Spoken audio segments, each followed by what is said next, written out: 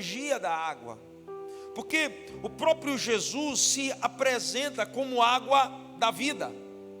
É interessante que lá no livro de Ezequiel, a palavra de Deus diz que do altar, do limiar do templo, um rio surgiu, e aquele rio acabou se tornando algo muito caudaloso, e começou a invadir as nações, as cidades, e a Bíblia diz que por onde esse rio passava ali, havia cura. Eu gosto de pensar sempre da seguinte maneira: aonde Jesus está, aquele lugar se torna uma Betesda, se torna um lugar onde a misericórdia, a graça, o favor de Deus nos alcança. Aonde Jesus está, aquele lugar se torna uma Betesda, um lugar onde o rio de Deus, a vida de Deus flui, e por onde ele passa, ele gera cura, ele gera transformação. Aonde havia morte, ele gera vida. E a Bíblia diz que Jesus estava indo para uma festa, essa festa era em Jerusalém, só que no meio do caminho, a Bíblia diz que ao invés de ir direto para Jerusalém, ele para num lugar chamado Betesda. Mas o que me chama a atenção, e eu quero que você entenda o contexto. Versículo 3, a Bíblia diz que aquele lugar, ou naquele lugar, jazia muitos enfermos, cegos, coxos, aleijados.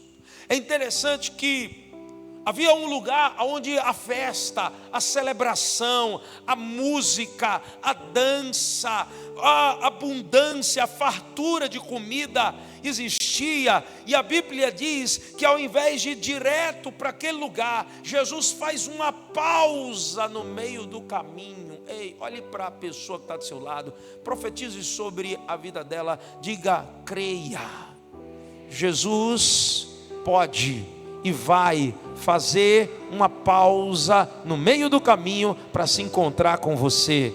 Eu não creio em acasos, eu creio em providência. Você não entrou nesse lugar por acaso. Deus providenciou o dia de hoje para você estar aqui. Sabe para quê? Para que Jesus fizesse uma pausa e encontrasse com você. Jesus faz uma escolha interessante e intrigante. Ao invés de ir ao lugar de festa, Jesus para no lugar da dor. Ao invés de ir no lugar de festa, Jesus para no lugar dos sofrimentos. Jesus para justamente no lugar aonde poucos iriam escolher estar.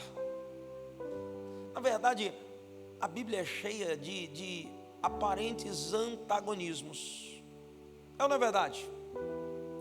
Por um exemplo, a palavra de Deus diz assim: é melhor aonde há luto, a casa onde há luto, do que o lugar onde há festa.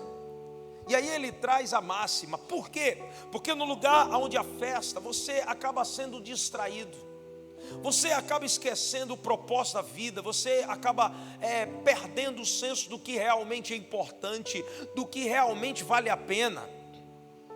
Mas no lugar onde há luto, você para refletir, você acaba entrando em conflito com você mesmo e começa a fazer as indagações que você precisa fazer. A Bíblia é cheia dessas nuances. É interessante que a Bíblia mostra aqui que Jesus para em Betesda. Qual o propósito? Ter um encontro com a pessoa. Sabe qual é a primeira coisa que eu quero que você guarde no seu coração hoje? É que Jesus gosta de gente que não desiste, gente que não para só porque as coisas estão difíceis, gente que não desiste por causa do sofrimento, por causa da dor, por causa do tempo. O texto continua dizendo assim: aqueles homens estavam ali porque eles tinham uma expectativa. Diga comigo, expectativa. O que é expectativa? É desejo de que algo aconteça, é a esperança de que algo aconteça. Qual era a expectativa daqueles homens? Versículo 4 ele diz: eles esperavam que um anjo descesse e movesse as águas. Porque se as águas se movessem, provavelmente o primeiro que entrasse seria curado. A expectativa era de que algo bom pudesse acontecer, algo esperançoso. A propósito, eu creio que esperança é a certeza de que algo bom vai acontecer. Ei, você sabe o que eu tenho aprendido? Nós temos uma esperança que não morre, nós temos uma esperança que não falha. Jesus é a nossa esperança. Mas eles tinham uma expectativa. Qual era a expectativa do coração deles? Nós vamos entrar e seremos curados. Eu não sei de quanto em quanto tempo as águas se moviam. Eu não sei quando é que esse anjo descia. Eu não sei como funcionava o negócio. João não é claro. Ele apenas diz que eles esperavam que as águas se movessem. E é no meio desse caos, é no meio dessa confusão, que a Bíblia diz que Jesus se encontra. Jesus podia simplesmente dizer: quer saber, eu tenho um destino certo, eu vou para a festa. Mas Jesus vai justamente para o meio do caos, para o meio da confusão, porque é incrível. Jesus sempre vai estar onde a presença dele se faz necessário. Ei, eu vou repetir isso. Jesus sempre vai estar aonde a presença dele se faz necessário. Um dia a presença de Jesus foi necessária no inferno. E a Bíblia diz que quando ele ressuscitou, ele foi ao inferno e ele tomou das mãos do diabo as chaves da morte do inferno. Por quê? Porque era necessário para que você fosse livre. Tragada foi a morte pela vitória. Aonde está a morte, o teu aguilhão? Aonde está a morte, a tua vitória? O aguilhão da morte era o pecado, a vitória do pecado era a lei. Mas graças a Deus por Jesus Cristo, porque Ele sempre vai estar no lugar aonde faz necessária a sua presença para mudar a história e o destino de pessoas. Ei, eu creio, Deus te trouxe aqui para dizer para você que Ele está no tempo exato, na hora certa, porque é necessário a presença dEle na tua vida para mudar a tua história e o teu destino. Eu creio muito nisso. Escute, havia uma expectativa de um milagre, de alguma coisa incrível, sobrenatural acontecer. E o verso 5 diz: estava ali um homem enfermo, havia 38 anos. 38 anos. Você sabe o que eu aprendo aqui? Jesus gosta de gente que não desiste. Sacode essa pessoa que está do seu lado. Diz para ela: Jesus gosta de gente que não desiste. Diz para o outro que está do outro lado, sacode ele, acorda aí, desperta para essa realidade. Diz para ele: Jesus gosta de gente que não desiste.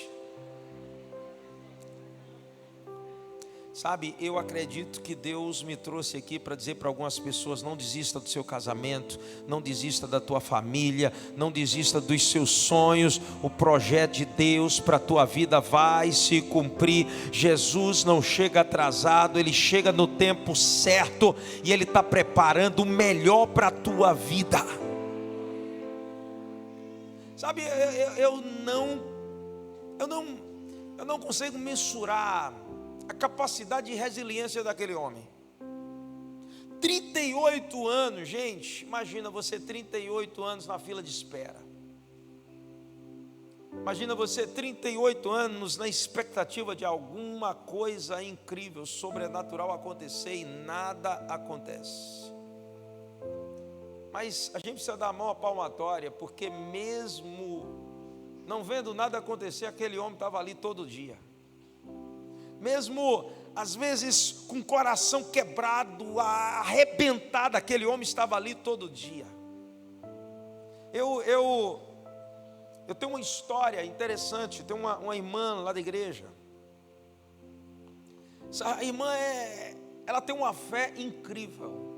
A gente costuma dizer que a fé dela é até maior do que a nossa, e realmente é. Ela passou por algumas lutas no casamento. Ela tinha um marido que parecia desculpa a expressão, um cavalo batizado. bruto, beberrão. Eu me lembro um dia, ela entrou no gabinete para contar a história. Ela sempre contava, sempre pedia oração.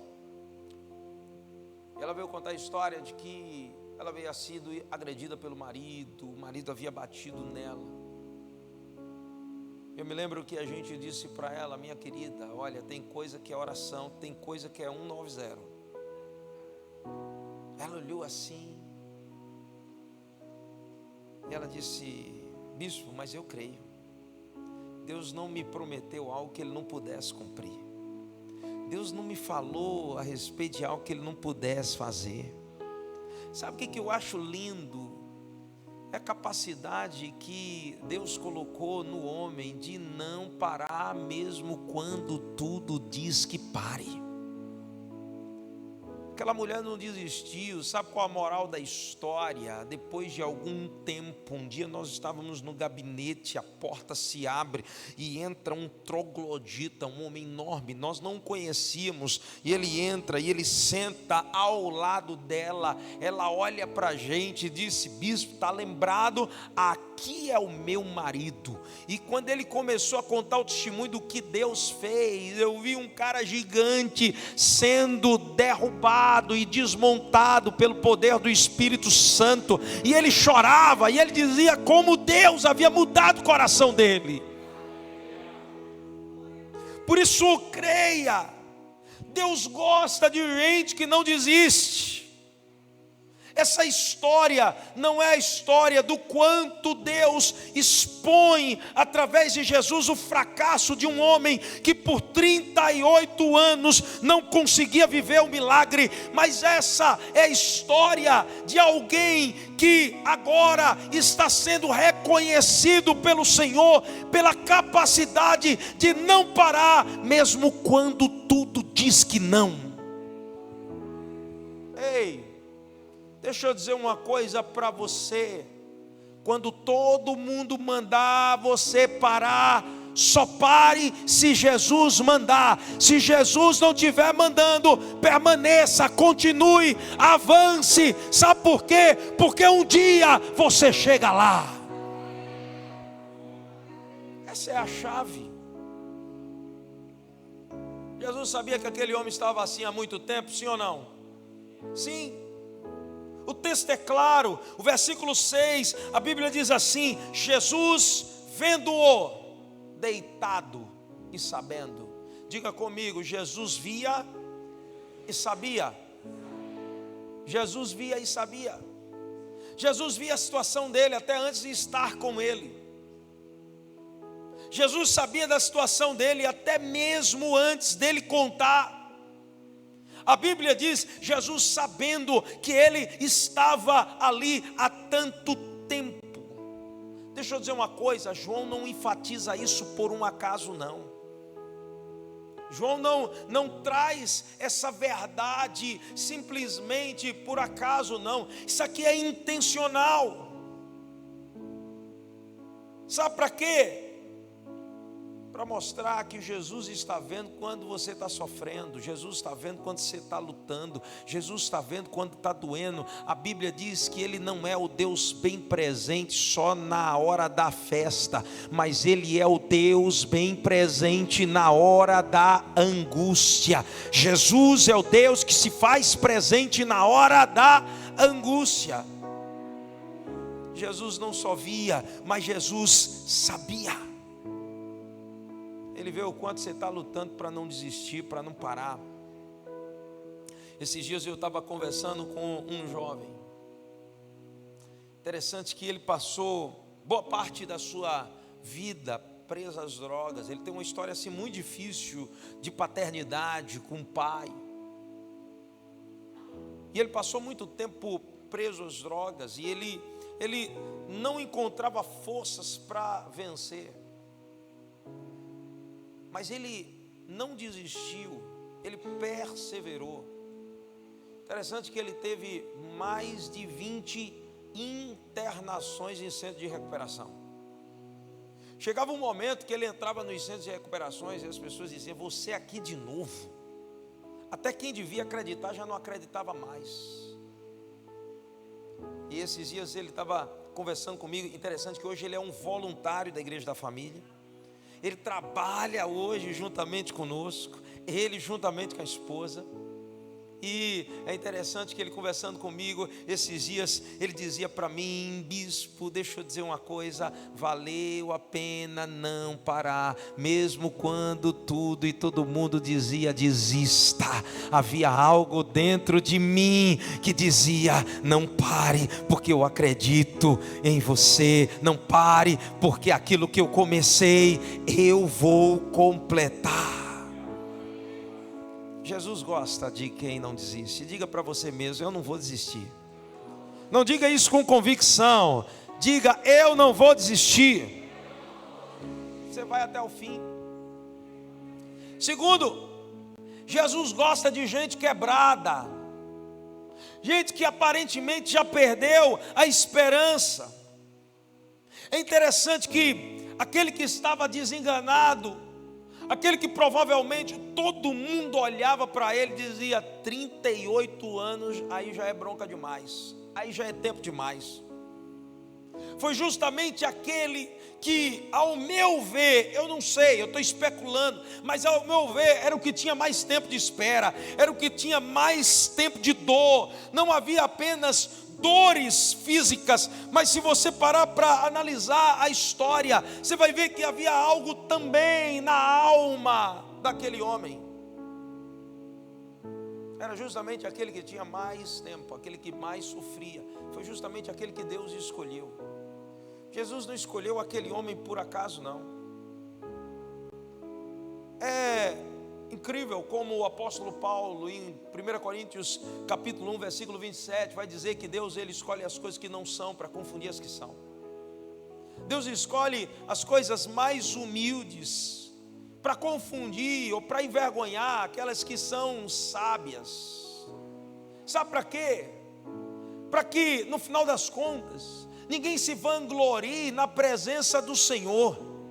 É quando você reconhece que você não pode, é quando você reconhece que você não consegue sozinho, é quando você reconhece que precisa de Deus, que Ele diz: agora meu filho, você está no ponto, agora chegou o momento de eu agir na sua vida.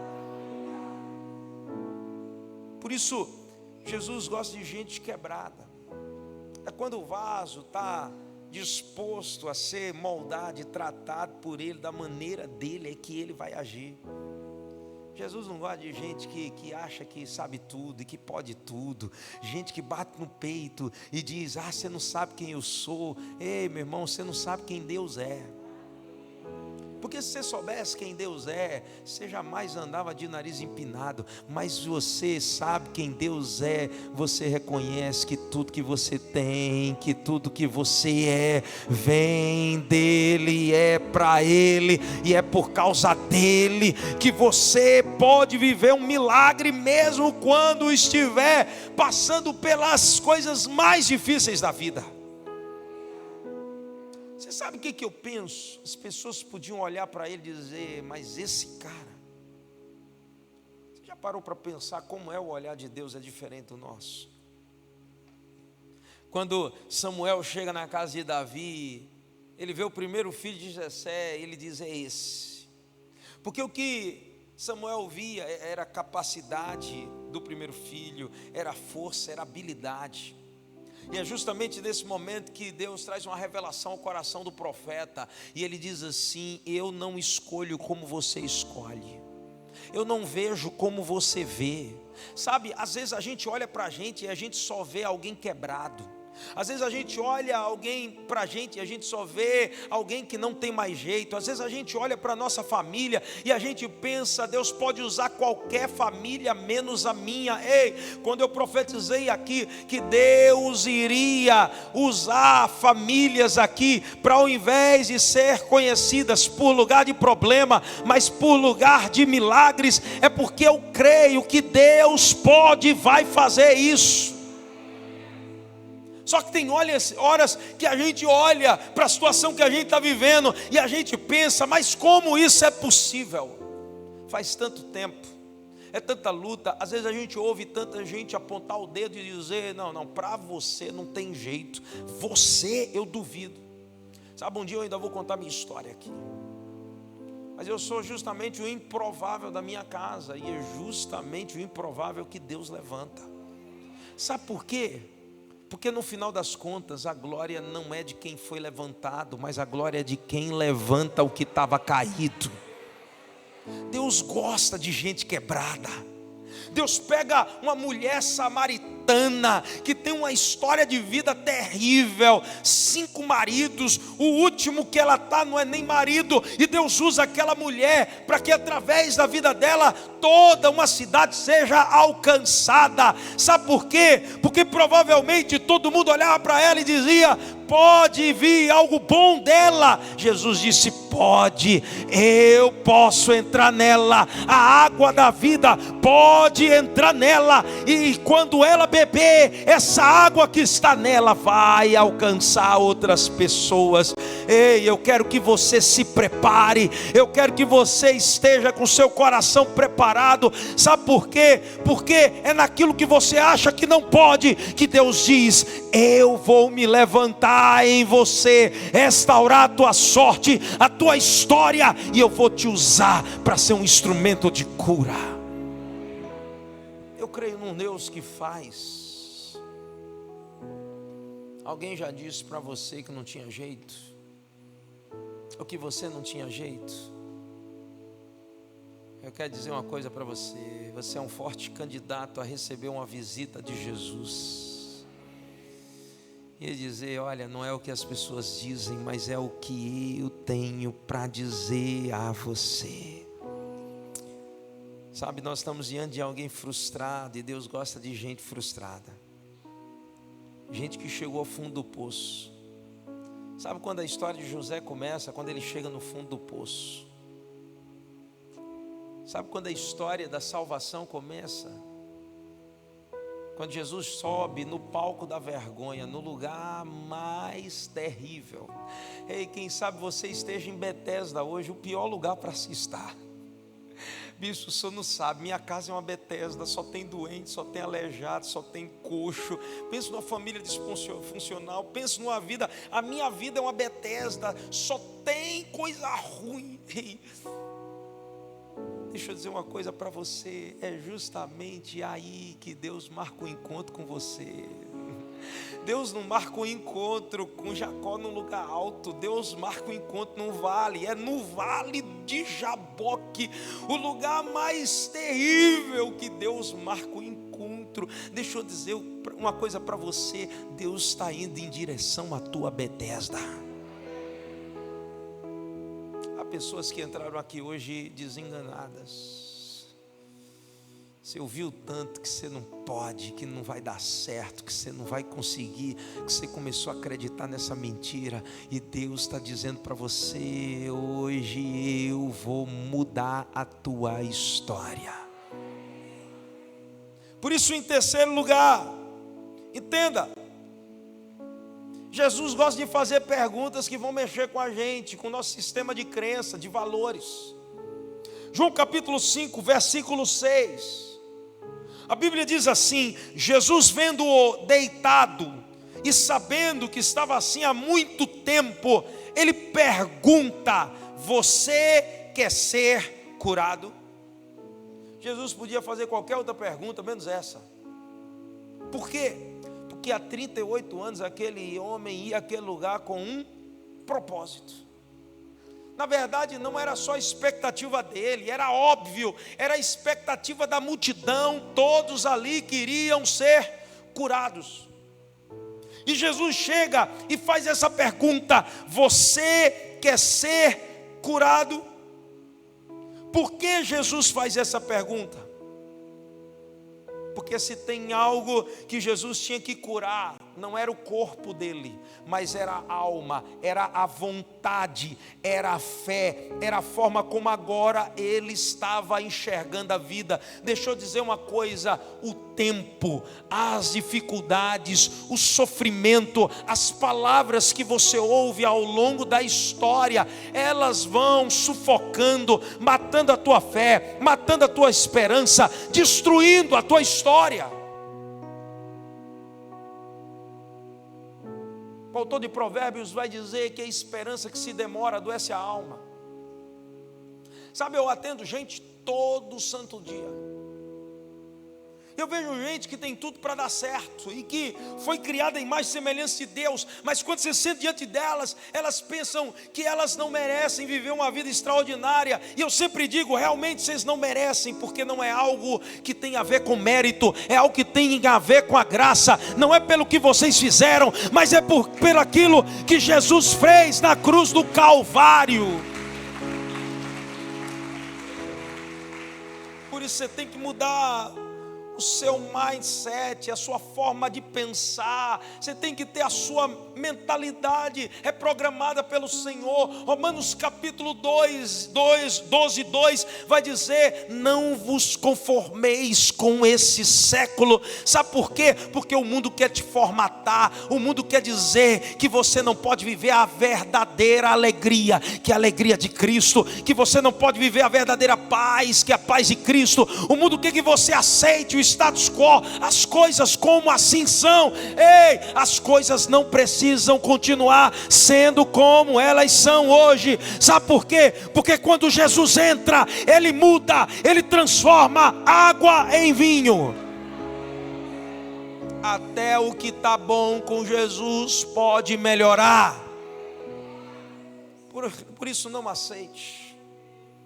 Não aceite os sofismas, as fortalezas, as mentiras que o diabo tem colocado na tua mente. Jesus precisava curar a vontade, o querer dele, porque agora ele já não mais queria. Ainda que ele estivesse ali, ele já não mais acreditava que era possível. Olha bem para mim. Versículo 7. A resposta dele é: Senhor, eu não tenho ninguém. O que Jesus pergunta para ele? Você quer ser curado? O que ele responde? Eu não tenho ninguém. Jesus não perguntou para ele se ele tinha alguém. Jesus perguntou para ele: você quer ser curado? Se tem alguém que tinha que ter a vontade curada, restaurada, era aquele homem. Olhe bem para mim. Quem sabe você entrou aqui hoje, você já não sonha mais com o que você sonhava antes. Você já até aceitou o que tem acontecido nos últimos tempos. A gente retornou de um encontro e eu atendi uma jovem no gabinete, e essa jovem, ela começou a contar um pouco da sua história, os dilemas com seu pai, os dilemas e as frustrações dentro da sua casa, as frustrações em relação aos seus relacionamentos. Ela realmente era uma pessoa muito, mas muito ferida. A vida dela tem um ápice que culmina com uma tia que ela amava, respeitava muito, dizendo para ela: você não vai casar, não inventa de casar, não inventa de construir família. Sabe por quê? Porque todo mundo da nossa família casou e deu errado. Sua mãe, eu, sua outra tia, sua prima, nós temos aqui um histórico. Ela começou a acreditar nessa mentira. Todas as vezes que ela começava a se relacionar com alguém, vinha um filme na sua cabeça. O diabo lembrava daquilo que ela havia passado, das lutas que ela havia atravessado, das batalhas, das feridas emocionais e espirituais que haviam sido geradas na alma dela. E ela começou a acreditar que a mentira do diabo era verdade para a vida dela. Eu não serei feliz no relacionamento. E agora ela estava num dilema. Deus tinha preparado alguém para poder caminhar com ela, para poder andar com ela, um homem de Deus. Só que ela estava com medo. Ela estava com medo de entrar num relacionamento, ela estava com medo de abraçar a esperança, ela estava com medo de viver algo novo. Por isso que ao invés de dizer, eu quero o Senhor, ela dizia, eu não tenho ninguém, eu tenho uma história ruim, todo mundo deu errado na minha família. Ei, deixa eu dizer uma coisa para você, a partir de você, Deus quebra as maldições familiares na sua vida. Não haverão mais ciclos de desgraça, de derrota, não haverão mais ciclos de maldição. Pelo contrário, a partir de você, a bênção de Abraão chega para a tua casa. Os filhos dos teus filhos serão abençoados por aquilo que Deus vai fazer em você.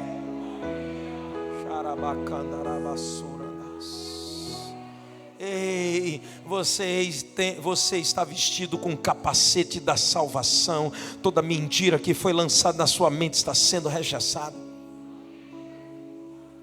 Ela dava desculpa, eu não vou iniciar um relacionamento porque sempre deu errado. Chegou o momento de dar certo. Ei, eu estou muito empolgado para dizer isso. Sabe, algo queimando dentro de mim hoje. Eu quero liberar essa palavra sobre a tua vida. Chegou o tempo da sua vida dar certo.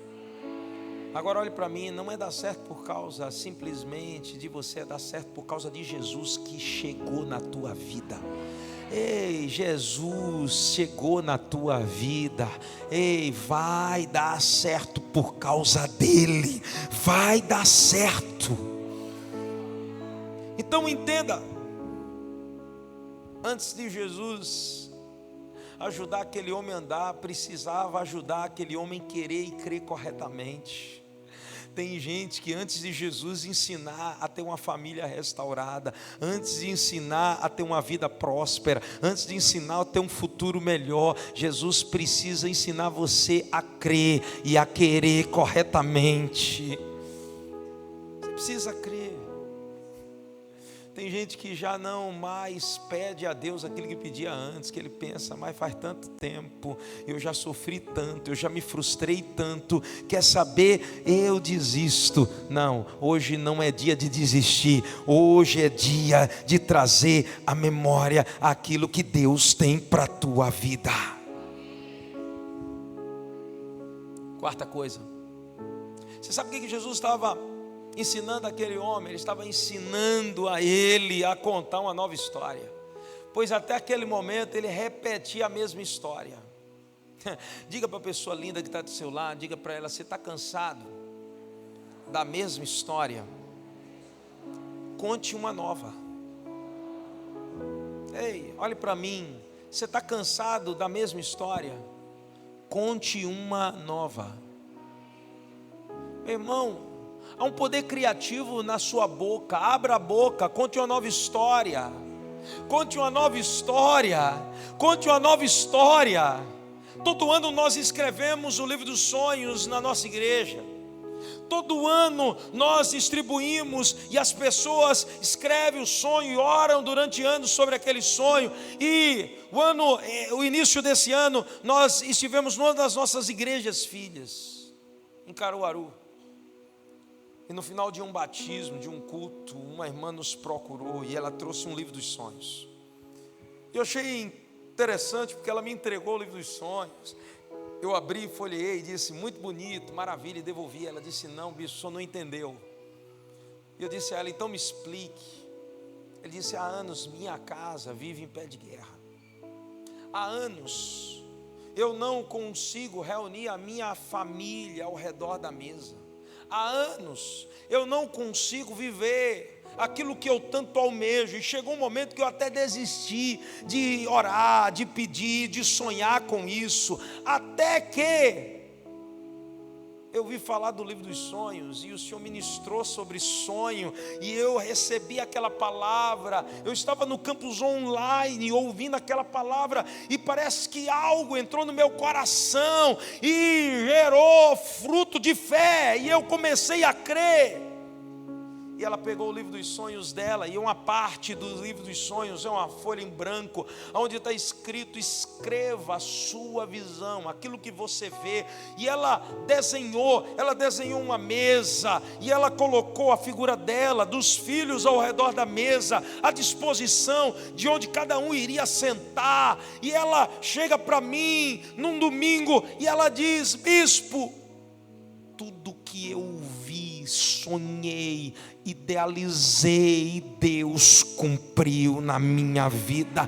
Deus restaurou a sorte da minha casa, Deus mudou a história da minha família. Meus filhos que eram brigados, hoje são amigos, andam juntos, servem juntos na casa do Senhor. Hoje, o institucional do livro dos sonhos, que a gente passa todo ano para inspirar as vidas, é o testemunho dela, é ela contando como ela preencheu o seu livro, como ela creu, como ela viu. Ei, deixa eu dizer uma coisa para você, você está contando a mesma história. Ah, não tem jeito para o meu casamento, não tem jeito para a minha família, não tem jeito para a minha vida, não tem jeito para a minha história. Deus está dizendo para você: chegou o momento de você mudar o discurso, a narrativa precisa mudar. Chegou o momento de você contar a história dos céus para a tua casa. Eu e a minha casa serviremos ao Senhor, a minha vida vai ser transformada, meus sonhos vão se concretizar, Deus vai realizar aquilo que Ele prometeu.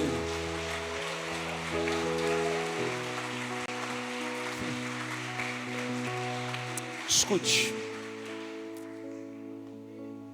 qual é a verdade antiga? Ninguém me ama, Jesus te ama. Ninguém me ajuda, Jesus estava ali para ajudar. Eu não posso, Jesus diz: em mim você pode. Qual é a sua história antiga? Eu não quero minimizar a sua dor. Qual é a sua história antiga? Você não sabe como é a minha família, como é a minha vida. Qual é a sua história antiga? Chegou um momento de você rasgar essa história antiga e contar uma nova história. Os céus estão te ouvindo, Deus está te ouvindo. Quando você concordar com aquilo que Ele está contando para você, e você começar a contar a mesma história, você vai viver um milagre. Quinta coisa que eu quero que você guarde no coração: eu tenho aprendido que Jesus gosta de gente que está disposto a confiar e tentar algo novo de novo. Gente que está disposto a confiar e tentar algo novo de novo. João capítulo 5, verso 8. A Bíblia diz assim: então Jesus lhe disse. Depois dele contar a história antiga, Jesus disse: quer saber, vamos contar uma nova história, vamos viver algo novo. Você está disposto a viver algo novo? E o futuro e o destino da vida daquele homem dependia da resposta que ele daria aquele comando de Jesus. Deixa eu dizer uma coisa para você: o futuro da tua vida depende da resposta que você vai dar à palavra de Jesus. Diga comigo: o futuro e o destino da minha vida dependem da resposta, da reação que eu vou ter à palavra de Jesus. Depende. Jesus disse àquele homem: levanta-te, toma o teu leito e anda.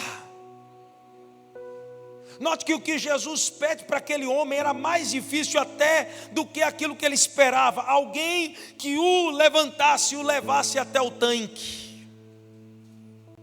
Jesus pede para ele algo muito mais difícil. Deixa eu dizer uma coisa: o que Jesus vai pedir para você é algo muito mais difícil do que aquilo que você está pensando agora. É uma atitude que vai além das suas forças, que vai além da sua capacidade. Levante-se. Ele podia dizer: eu não consigo me arrastar ao tanque, o Senhor me pede para levantar.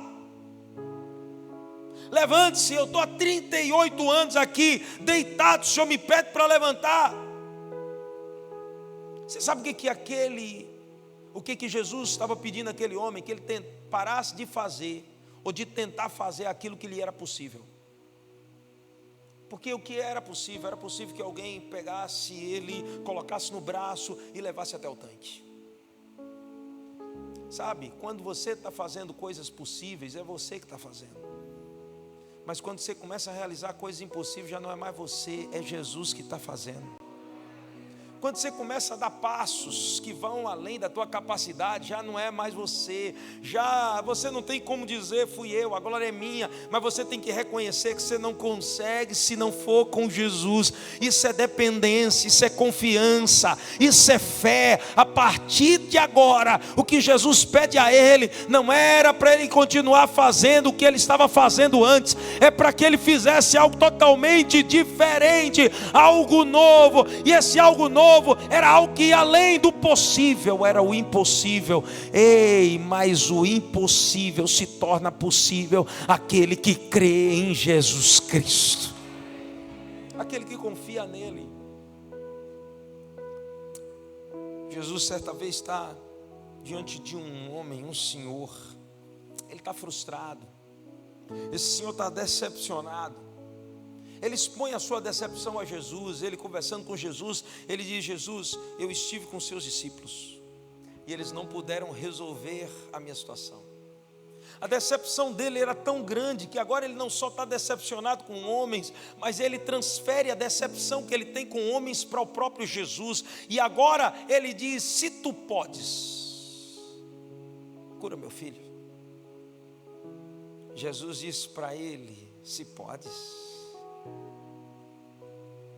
A questão não é se eu posso, a questão é se você pode. Sabe, a questão aqui não é se Deus pode mudar a tua vida, mudar a tua família, mudar a tua sorte, mudar a tua história. A questão hoje é se você pode confiar nele ao ponto de você responder positivamente ao comando da palavra dele em sua direção. Se podes, tudo é possível ao que crê. E Jesus não termina aí, ele termina dizendo: você pode crer nisso? Sabe, essa é a mesma indagação que ele faz para aquele homem.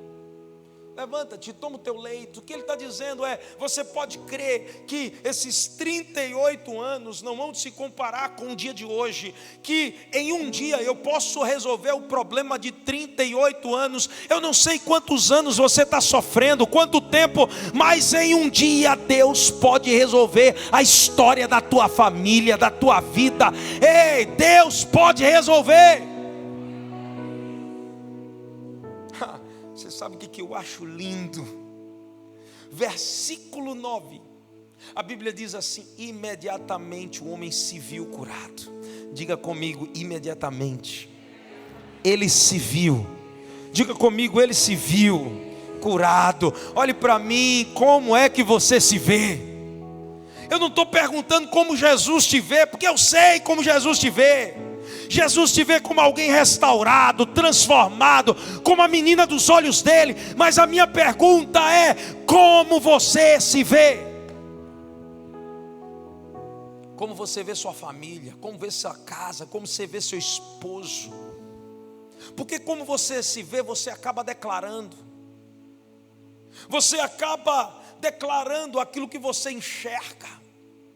Quando você abre a sua boca e diz: eu me vejo curado, eu me vejo restaurado, eu vejo minha família sendo transformada, eu vejo coisas novas acontecendo. Você sabe o que acontece? Aquilo que Deus profetiza na tua vida se cumpre. A Bíblia diz: imediatamente o homem se viu curado. Ele primeiro teve que se ver curado para depois tomar o leito. Primeiro você tem que ver aquilo que Deus declarou para a sua vida. Primeiro você tem que se ver aonde Deus te prometeu colocar. Primeiro você tem que ver o que Deus prometeu fazer na tua casa, na tua família, para depois você viver. Primeiro Deus te dá uma visão, depois Ele faz com que essa visão se realize. Diga comigo: primeiro Deus me dá uma visão, e faz depois com que essa visão se realize. Primeiro Deus disse a Abraão: olha para as estrelas, olha para a areia do mar. Ele primeiro criou uma projeção dentro dele. A partir dessa projeção Deus realizou. Tem gente que por causa dos 38 anos não conseguem mais se ver como se viam antes. Feliz, curado, restaurado. Deus veio aqui hoje para dizer a você: chegou o tempo de você se ver como eu te vejo. Chegou o tempo de você ver a sua família como eu vejo. Chegou o tempo de você ver o seu futuro como eu vejo. A Bíblia diz que ele tomou o leito e ele se pôs a andar. Por último, Jesus gosta de gente que não desiste. Sabe por quê? Porque ele também não desiste de você. Sabe quanto tempo você está fugindo de Deus, fugindo do propósito, fugindo dos sonhos? E Deus está atrás de você. Vira e mexe, Deus manda alguém para dar uma palavra. Vira e mexe, Deus te lembra. E você luta até com Deus. Você está lutando com Deus. Você está dizendo: eu não acredito, mas é tanta dor, foi tanta frustração, não tem jeito. Mas Deus levanta alguém para ser boca de Deus, para falar com você. Deus te traz um culto como esse. Você está ouvindo um louvor, Deus fala contigo. Você para no lugar, Deus te lembra de algo que Ele te falou há 38 anos atrás. Mas Ele está dizendo: eu não desisto de você, eu não desisto daquilo que eu idealizei para a tua vida. Ei, os teus planos podem se frustrar, mas os planos de Deus jamais se frustrarão. Deus não desiste. Deus não desistiu daquele homem. Provavelmente a família dele desistiu, os amigos desistiram, mas Deus não desistiu. Aquele homem não podia chegar até a água, ele não conseguia chegar até o tanque, mas a água chegou até ele. Às vezes você não pode chegar até onde você gostaria de chegar, mas Jesus chegou até você.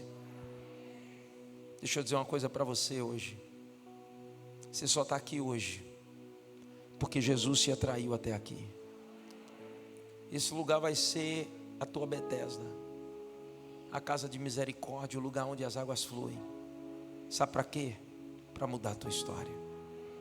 Eu queria que você fechasse seus olhos. Eu quero orar por você.